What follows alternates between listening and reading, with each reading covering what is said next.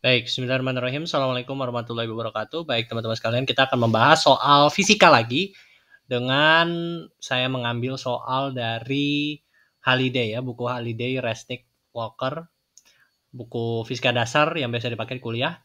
Tapi kita lihat ya, ini ada soal yang cukup menarik begitu.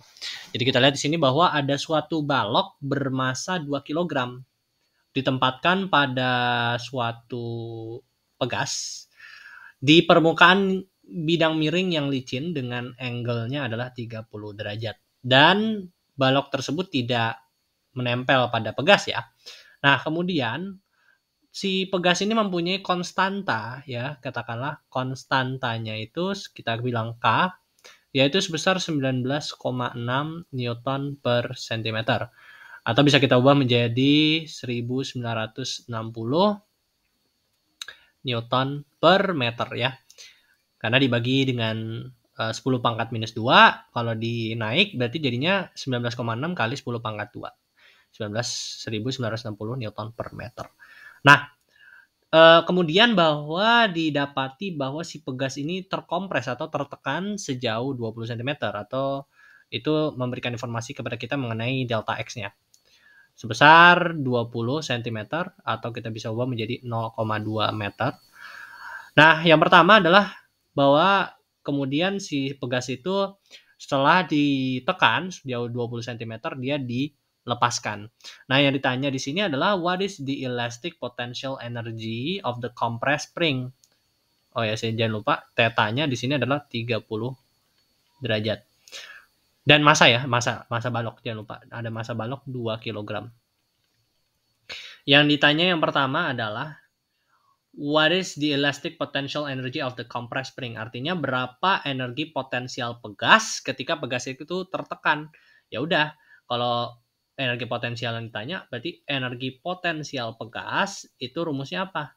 Setengah K dikali delta X di kuadrat. K dikali delta X di kuadrat. Nah, maka kita bisa memasukkan ke dalam rumus langsung ya. Berarti kita sudah punya data-datanya nih, tinggal dimasukkan. Berarti setengah ya, setengah dikali K, K-nya yaitu tadi 1960 ya.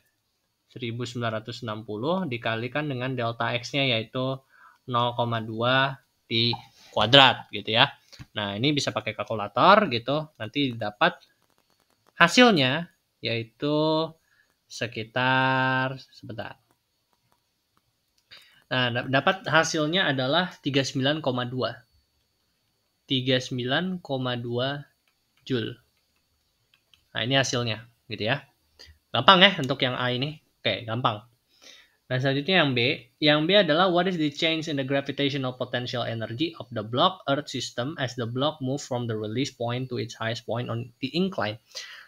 Nah, untuk menyelesaikan soal ini ya, yang ditanyakan adalah berapa perubahan energi potensial pada sistem ini ketika balok itu bergerak dari titik dia dilepaskan menuju ke titik tertinggi. Nah, dengan menggunakan asumsi bahwa pegas ini dia terletak di bawah dan si balok ini menekan si pegas sampai dia itu berada atau menekan pegas sampai dia itu letaknya di paling ujung si pegas, artinya berarti di bawah pada di ujung permukaan miring ini, bidang miring ini, sehingga tidak ada ketinggian dia ya, karena menekan sampai bawah gitu loh. Sampai dia itu terletak di permukaan bumi gitu loh. Nah, maka karena kita pakai asumsi itu bahwasanya itu berarti tidak ada energi potensial ya, karena tidak ada ketinggian, karena kita menggunakan asumsi itu.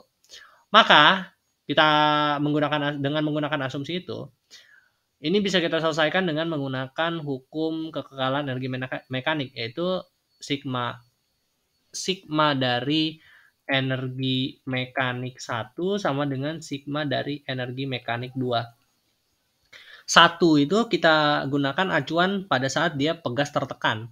Lalu kita pakai acuan untuk yang kedua ini adalah pada saat si pegas sudah mencapai ketinggian tertinggi. Si pegas mencapai ketinggian tertinggi, si balok ya.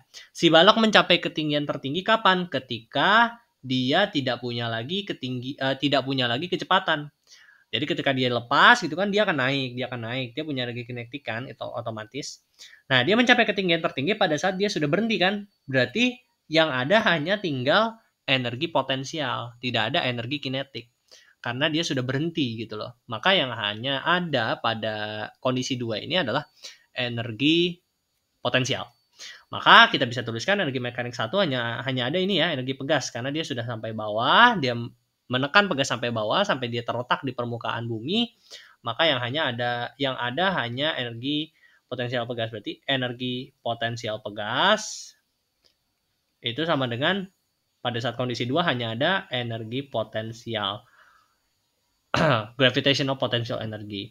Maka ya udah, energi potensialnya dari si pegas berapa tadi? 39,2 Joule. Maka si energi potensialnya juga 39,2 Joule juga. Nah, ini gampang gitu. Oke, sekarang yang C. How far along the incline is the highest point from the release point? Berapa jauh, berapa jarak dari si titik tertinggi dari titik dia dilepaskan. Jadi kalau misalkan saya buat gambaran nih ya, saya buat gambarannya lagi gini seperti ini. Misalkan ini pegasnya di sini gitu, ya.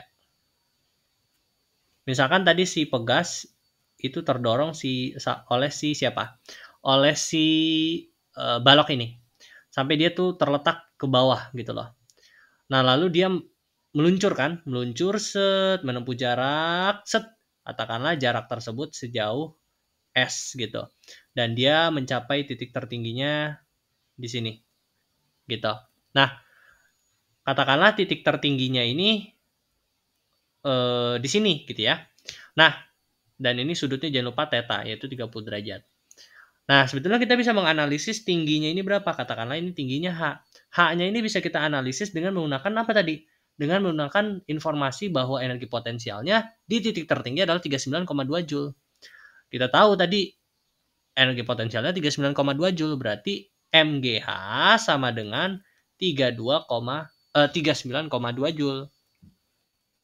Berarti M-nya berapa tadi? 2 dikali G-nya 10 kali H-nya 39,2.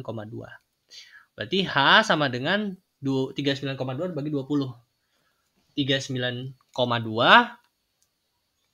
dibagi dengan 20. Yaitu 1,96. Nah, tapi kita buletin saja menjadi, kita tuliskan aja 1,96 meter, tapi kita bulatkan ke 2 meter. Nah, 2 meter gitu ya. Nah, kita sudah dapat nih H-nya, ya, kita sudah dapat H-nya, maka kan yang mau kita cari adalah S. Nah, sebetulnya untuk mencari S ini sama saja dengan seperti ini. Kita buat segitiga baru gitu loh, tapi dengan H-nya itu adalah jarak dari si balok dengan si permukaan bumi. Jadi jarak ketinggian tertingginya tadi, yaitu tadi 1,96. Kita anggap 2 ya. Kita anggap 2 gitu. Kita sini anggap 2 gitu ya. Nah, kita mau mencari S-nya. S-nya ini kan sebetulnya sama saja dengan panjang dari sisi ini, ya kan? Panjang dari sisi ini. Bayangkan ini pegasnya dan ini titik tertingginya.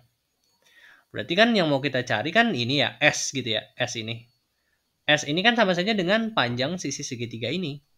Nah, kita bisa menggunakan aturan sin theta. Sin theta itu kan depan per miring. Depannya 2, miringnya adalah S.